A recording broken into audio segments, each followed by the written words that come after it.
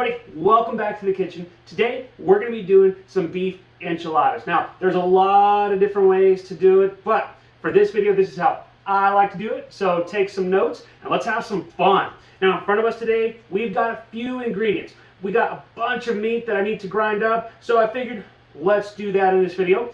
Chili paste, corn tortillas, onion, garlic, cheese, broth, oil. We've also got a few tablespoons of flour, as well as some spices and herbs like oregano, garlic powder, onion powder, pepper. Now, I'll show you how to do it step by step. The first step that we're going to do is we're going to grind up all this meat. Now, you can always go with ground beef, but I had some scraps I needed to use up, so we're going to grind this up real fine with some onions, some garlic, a little chili paste for some color, and we'll go from there.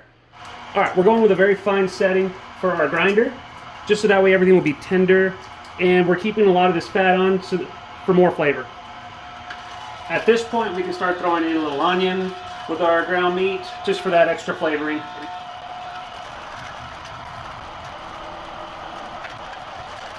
Also, don't forget your garlic. We'll put a little more meat in there as well. We have a little bit more than I anticipated, so we're just going to bag some up and save it for later. All right, we're going to throw a little chili paste in here and mix it all up so we can start cooking it. And cook it up. Just don't forget to season while you go. While our meat's cooking, we're going to add about an ounce of oil to our pan and start our roux for our enchilada sauce. And then we're going to put about a 1/4 cup of flour into this so we can thicken it up. We might add a little bit more as we go, but this will be the start of our roux. This is where we're also going to add our spices in and herbs, so that way they can start to toast up with our roux. At this point we're going to add about 2 cups of broth and then another 1/4 cup of chili paste.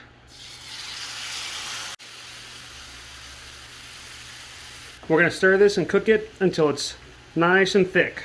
As our enchilada sauce is thickening up, we're just going to add a little bit of salt.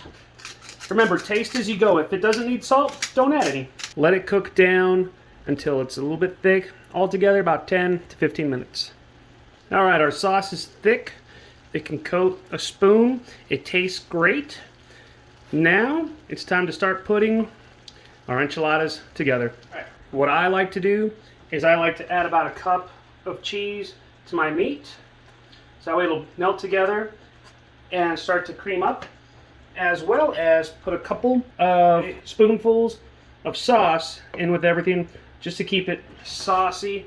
And we're going to mix this all up and let that all kind of melt together for an excellent filling for our enchiladas.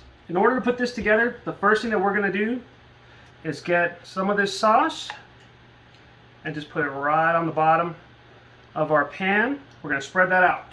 Then we're just going to kind of spray down some tortillas.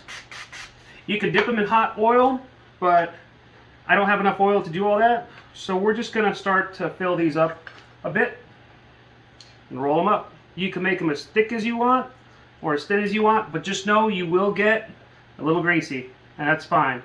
Okay, so we're learning together. If you're going to do the oil trick, make sure you use hot oil, because if they're cold, your tortillas will start to crack like this, so we're going to have to go back and fix these. If you're going to just spray them down with oil, my recommendation is to heat them up in the microwave first, just so they're a little bit more pliable. Alright, we're going to add some more sauce over the top. We're going to add the rest of our cheese to this. We're going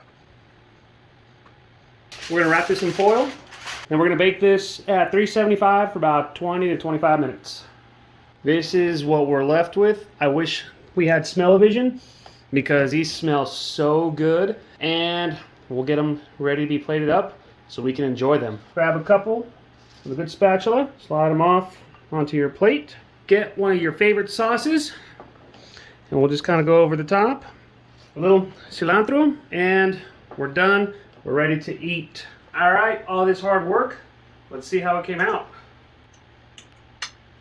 I really like that.